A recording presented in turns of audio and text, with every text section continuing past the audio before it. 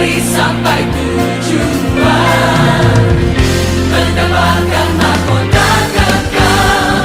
Kami terima kuasa-Mu Tuhan, kami terima kemenangan yang Engkau sediakan untuk kami bawa di setiap langkah. Dimanapun kami berdiri, kemanapun kami kan pergi, di situ pasti mujizat-Mu terjadi.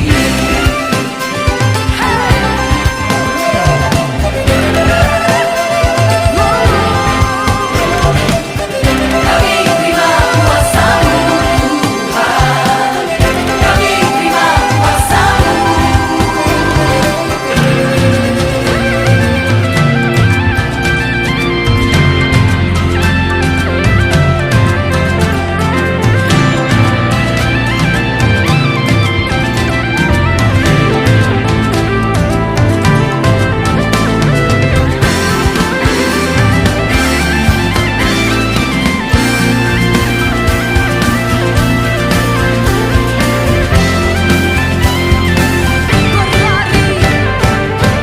Berlari sampai tujuan, mendapatkan mahkota kekal.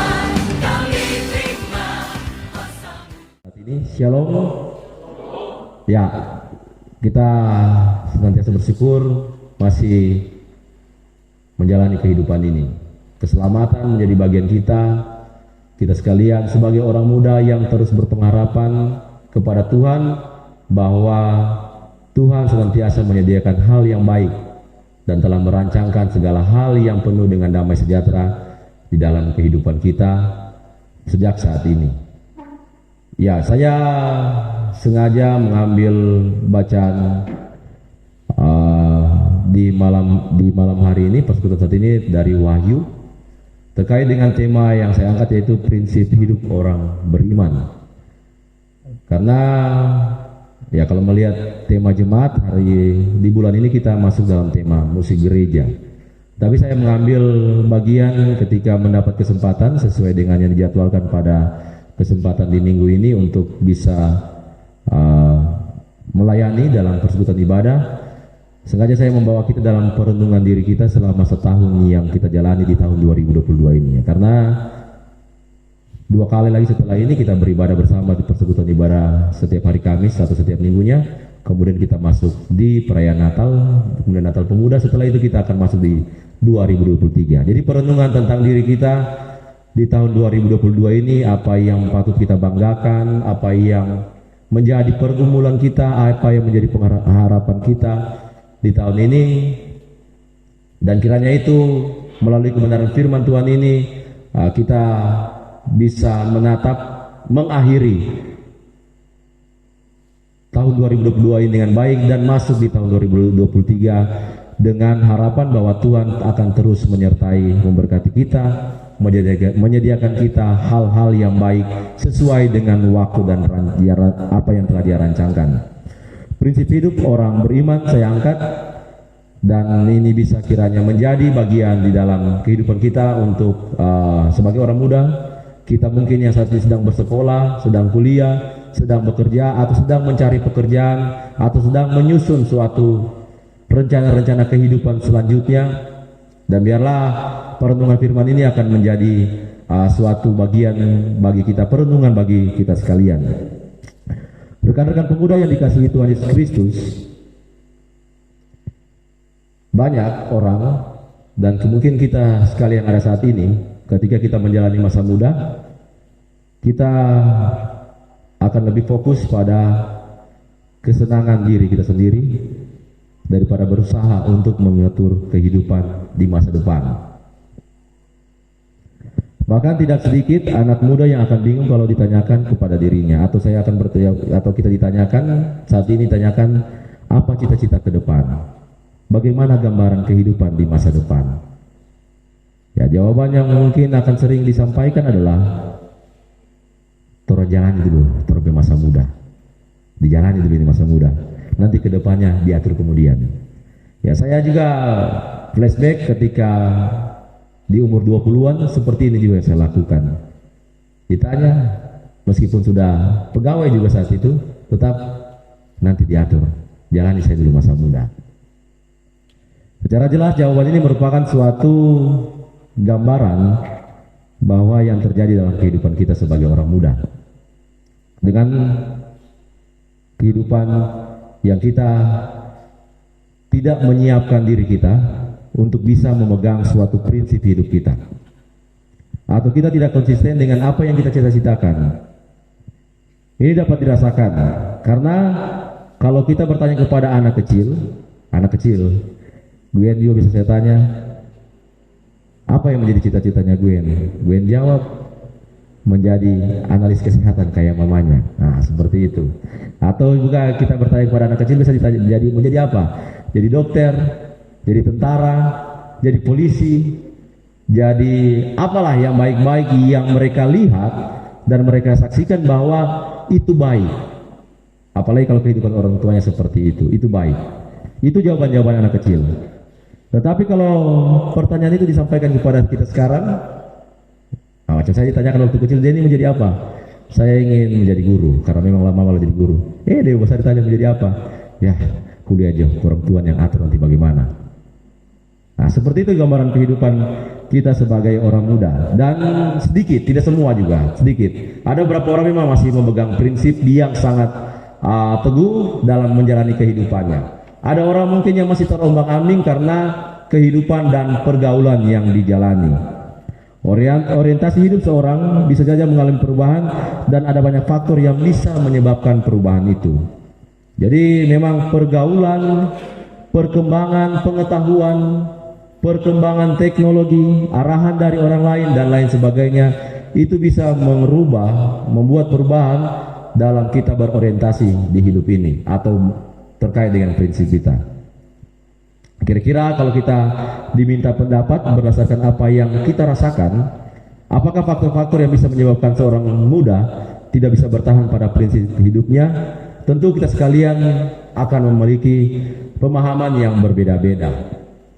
Ya, saya tertarik untuk mendengarkan sedikit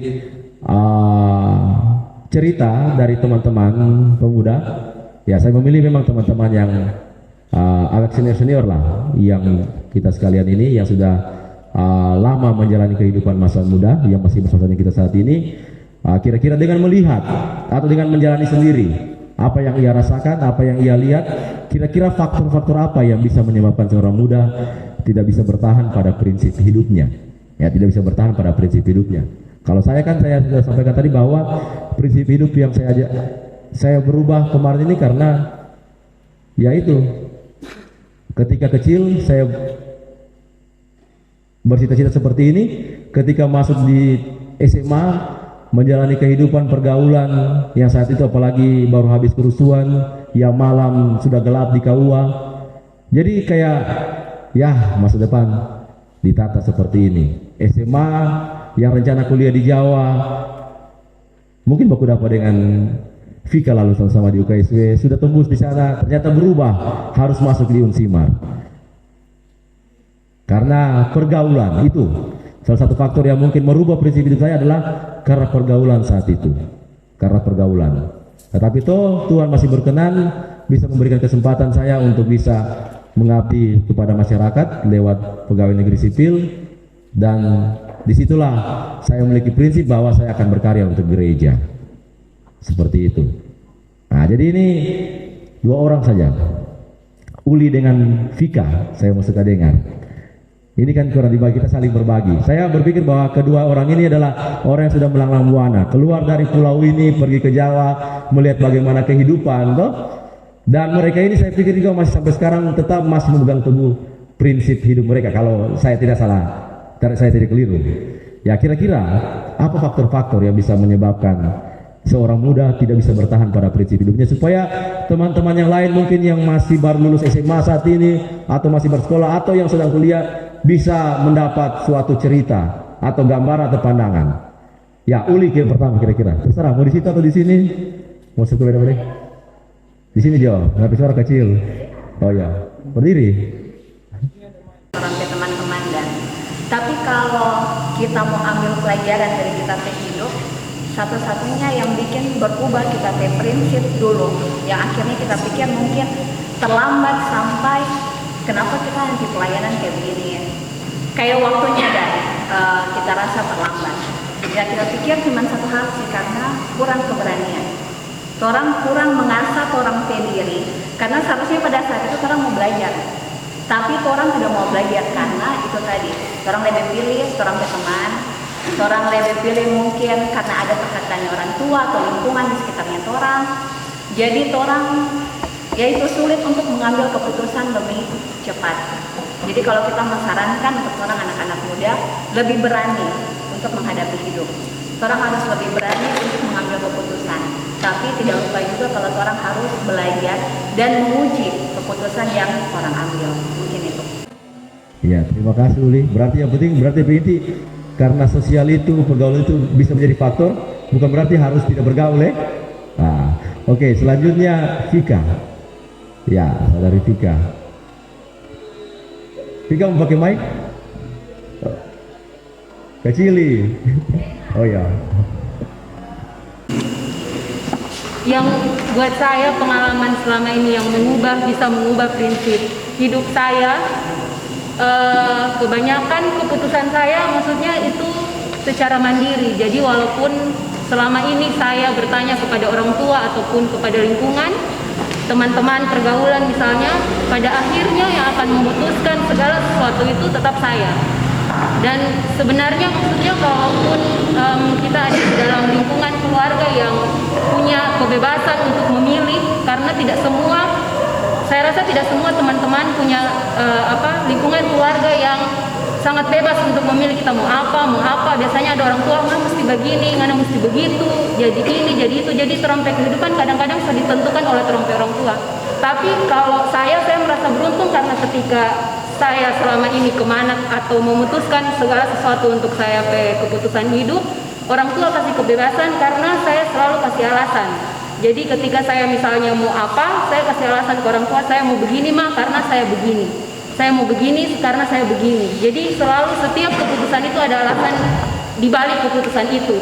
Jadi ketika ada resiko, ada apapun itu yang harus saya tanggung, itu karena keputusan saya sendiri. Jadi setiap keputusan dalam terang hidup, orang harus berani ambil keputusan, tetap orang bertanya juga ke orang tua atau ke lingkungan, tetap orang tanya Tuhan juga, tapi jangan lupa setiap keputusan orang yang harus tanggung jawab untuk apapun itu. Sekian. Ya, terima kasih Uli dan Vika. Jadi dari dua hal ini kita bisa melihat bahwa faktor yang bisa menyebabkan orang muda itu tidak bisa bertahan pada prinsip hidupnya adalah pergaulan, sosial, lingkungan, dan juga arahan atau dari orang lain. Ya, ini yang paling penting adalah orang tua. Tetapi kuncinya bahwa kita harus memiliki keteguhan dalam memelihara prinsip hidup. Tadi Vika sudah sampaikan, karena ini adalah saya akan jalani, kehidupan saja saya akan jalani. Orang tua menyampaikan seperti ini, dia memberikan pandangan seperti ini, sehingga keteguhan prinsip hidup kita bahwa saya akan menjalani hidup yang kayak begini itu tetap terpelihara.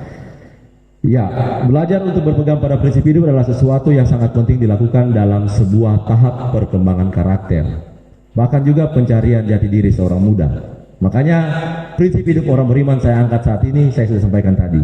Ini untuk mengantar kita mengakhiri di tahun 2023 ini, kemudian mempersiapkan masuk di tahun 2022, mengakhiri 2022 dan masuk menata kehidupan di tahun 2023.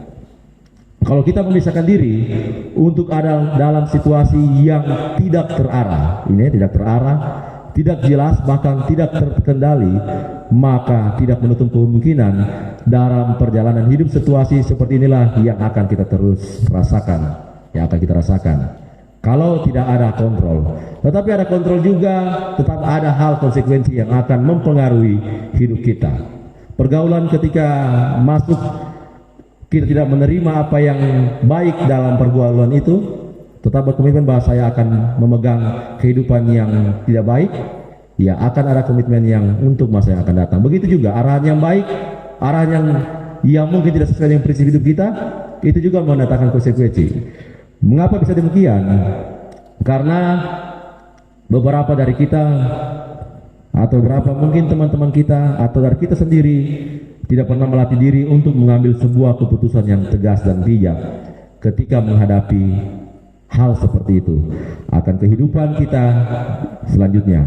Memang saudara-saudara, tidak ada keputusan yang tidak memiliki konsekuensi.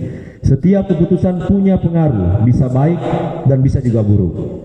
Tetapi paling tidak kita punya kebebasan untuk memilih yang terbaik bagi masa depan kita. Dalam beberapa kasus kita mungkin akan bertemu dengan anak muda yang sepertinya tidak memiliki arah hidup yang jelas. Padahal kalau kita melihat kehidupannya, segala fasilitas ada. Tinggal bilang sama orang tua, maka semua akan tersedia. Namun dalam ketergantungan terhadap orang tua dan dalam situasi yang tidak terbiasa untuk mengambil keputusan bagi diri sendiri, perjalanan hidupnya justru sering kita bisa katakan kasihan. Dan di lain waktu, kita juga sering bertemu dengan orang muda yang secara finansial mungkin kita katakan kurang mampu. Orang tua tidak mampu untuk membiayai sampai jenjang pendidikan perguruan tinggi. Hidup biasa-biasa saja. Namun dalam mengatur masa depannya, dia lebih berhasil daripada orang muda yang keluarganya punya banyak uang. Dan kalau kita bertanya kira-kira mengapa dia lebih berhasil daripada orang muda yang lain, ternyata saudara-saudara itu terjadi karena ia bisa pegang prinsip hidup. Dia konsisten dengan apa yang menjadi cita-citanya, bahkan dia melatih diri untuk meraih apa yang sulit diraih kalau menggunakan ukuran standar hidup yang dihadapinya. Ya, saya kalau bercerita tentang kesaksian pribadi, saya bukan orang yang memiliki prinsip hidup ketika awal-awal menjalani masa setelah SMA. Toh saya masuk di Unsimar karena orang tua maunya tetap kuliah dan di sini. Dan saya juga tidak jadi ke Jawa karena memang saya kelakuan sendiri. Toh masuk di Unsimar juga cuma sampai 3 semester. Sudah mulai tidak jelas. Ya, makanya saya berpikir bahwa Allah sangat bermurah hati sama saya. Kalau mencerita kesaksian bahwa mungkin sebelum saya hancur lebih jahat sekali, Tuhan kasih berkat. Dia berikan jadi PNS dulu. Ketika jadi PNS langsung masuk. Januari pengumuman PNS, Januari juga langsung dipilih sebagai anggota di pengurus pemuda. Dan sampai sekarang terlibat dalam pelayanan. Ketika itulah makanya saya berpegang teguh pada prinsip saya akan memberikan diri untuk berkarya kepada Tuhan. Karena sebelum saya jatuh terlalu jauh, Tuhan sudah menyelamatkan saya. Jadi tapi terkait dengan prinsip hidup, sebelumnya saya bukan orang yang memiliki prinsip hidup yang baik. Karena toh saya harus terombang-ambing dengan pergaulan saat itu, tidak mampu mengambil keputusan sendiri. Jadi ada cerita-cerita orang yang mungkin harus menjalani kehidupan yang penuh dengan kerja keras, usaha. Ada juga orang yang mungkin seperti saya, dipakai Tuhan dulu. Diberikan yang baik dulu sama Tuhan, kemudian Tuhan pakai. Karena respon tidak. Karena kan saya berpikir akan ketika Tuhan memberi dan orang tidak mengembalikan kepada dia, Tuhan akan mengambil semuanya. Nah, itu prinsip sekarang. Jadi terkait dengan saudara kita, mungkin atau kehidupan kita sekarang ini, dalam memegang teguh prinsip hidup ini, kita belajar bahwa yang pertama adalah terkait semua keputusan-keputusan yang kita ambil dalam menentukan kehidupan kita, itu berangkat dari konsekuensi atas keputusan kita sendiri. Kita harus memegang teguh prinsip itu. Kalau kita maunya seperti ini, kita harus berani bahwa ini yang akan saya lakukan. Pandangan-pandangan orang lain yang mungkin akan sedikit melemahkan niat kita, kita pikirkan matang-matang apakah itu baik, apakah memang harus dievaluasi. Ya, jadi satu yang sampai sekarang ketika di dunia kerja, teman di kantor pernah cerita. Sedekat-dekatnya kita dengan orang di kantor, orang di tempat kita kerja, tidak akan pernah mendapatkan teman sejati dalam dunia pekerjaan. Karena ketika kita bekerja, kita akan mengalami hal yang saling tindis, saling injak untuk mendapatkan posisi-posisi yang baik. Jadi jangan pernah, dia pesan, jangan pernah bercerita tentang rencana-rencana ke teman-teman yang terlalu dekat kalau cuma di dunia kerja. Lebih cerita sama keluarga. Karena keluarga itu yang paling baik memberikan pandangan. Kalau dengan teman-teman kadang-kadang malah melemahkan, terompe niat, terompe semangat untuk bisa mencapai cita-cita itu. Saudara-saudara pemuda, kenyataan hidup yang tidak semakin ringan, melainkan semakin berat untuk dihadapi orang muda, membawa kita pada situasi di mana kita membutuhkan tempat untuk bernaung. Tempat untuk berpegang, tempat untuk menaruh segala harapan dan doa, bahkan cita-cita kita. Sebagaimana dihadapi oleh jemaat di Philadelphia dalam bacaan kita saat ini, dan sangat jelas bahwa jaminan yang pasti akan jawaban atas setiap doa dan harapan kita hanya di pihak Tuhan. Dalam konteks ini, di saat mereka harus menghadapi penganiayaan atau situasi yang tidak memungkinkan bagi mereka untuk mengatur masa depan, maka hadirlah sebuah jaminan yang hendak memberikan kelegaan bagi mereka, bagi jemaat di Philadelphia. Surat yang ditujukan kepada mereka merupakan sebuah arahan supaya mereka tetap berpegang pada prinsip hidup orang percaya yang sedang mereka jalani. Kata "aku" dalam bacaan kita saat ini merupakan sebuah kalimat yang menunjuk pada perkataan Tuhan yang disampaikan kepada manusia, atau kalimat ini merupakan firman yang berasal dari Yang Kudus, yang benar. Dialah pribadi yang punya kuasa untuk membuka dan menutup pintu kehidupan manusia, dan kalau Dia yang berkehendak, maka tidak ada seorang pun yang punya kuasa, kekuatan dan kemampuan untuk merubah apapun yang menjadi keputusannya.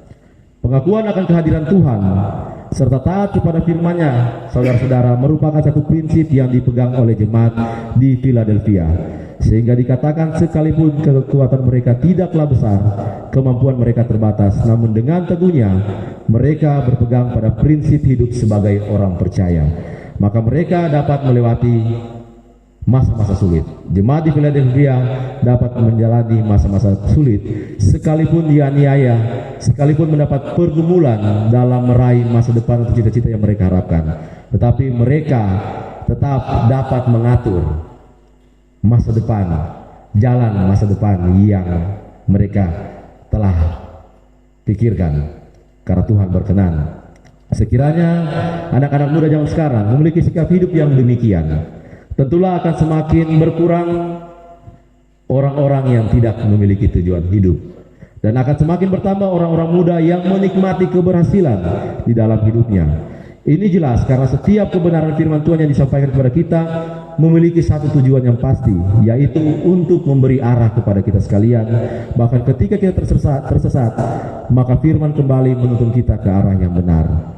Bukankah saudara-saudara, dalam kenyataan sekarang ini kita bisa menyaksikan bahwa masih ada teman-teman kita, masih ada begitu banyak orang muda, anak-anak muda yang mudah untuk tersesat, atau mungkin kita sekalian yang ada di tempat ini masih dalam kategori anak muda yang mudah tersesat, bahkan dengan sengaja mengikuti jalan yang sesat karena pergaulan yang salah. Akibatnya masa depan menjadi suram, tidak memiliki semangat untuk memperbaiki diri, bahkan membuat keadaan semakin buruk. Alangkah kasihannya ketika kita bertemu dengan orang-orang yang demikian. Ibarat kata pepatah, hidup enggan, mati pun segan, mati pun tidak mau. Apalagi kalau ditambah dengan persoalan-persoalan anak muda yang lain, kita semakin jauh untuk meraih mahkota kemenangan. Padahal ketika dilahirkan di dunia ini dengan satu sukacita yang besar, maka doa yang baik akan masa depan seorang anak itu telah diucapkan oleh orang tua kita kepada Tuhan. Orang tua kita mendoakan kita untuk memiliki masa depan yang baik, masa depan yang penuh harapan. Dan tentunya kita sebagai seorang anak tidak ingin menjadi anak yang mendukakan hati orang tua, yang mengecewakan doa-doa yang telah dipanjatkan orang tua kita.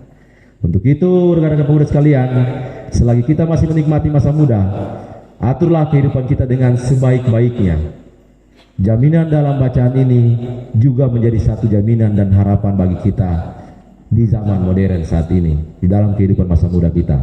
Tuhan tidak pernah menutup pintu masa depan yang baik bagi setiap orang yang takut akan Tuhan dan tidak pernah menyangkal akan kuasa Tuhan dalam hidup ini, dan Dia selalu membuka pintu yang mengarah pada masa depan yang baik bagi kita.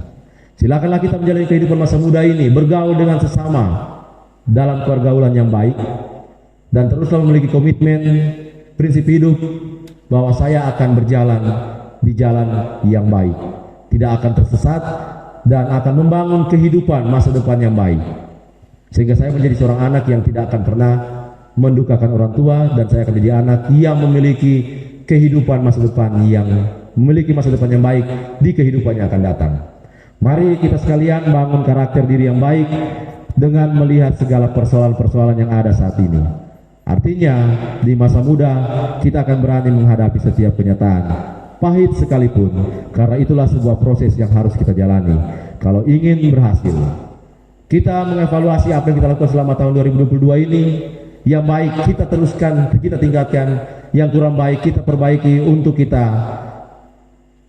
perbaiki di tahun 2023 dan kita menata kehidupan yang baik di tahun 2023. Janganlah kita menjadi orang muda yang cengeng, tetapi jadilah kita sekalian orang muda yang kuat dalam hidup beriman.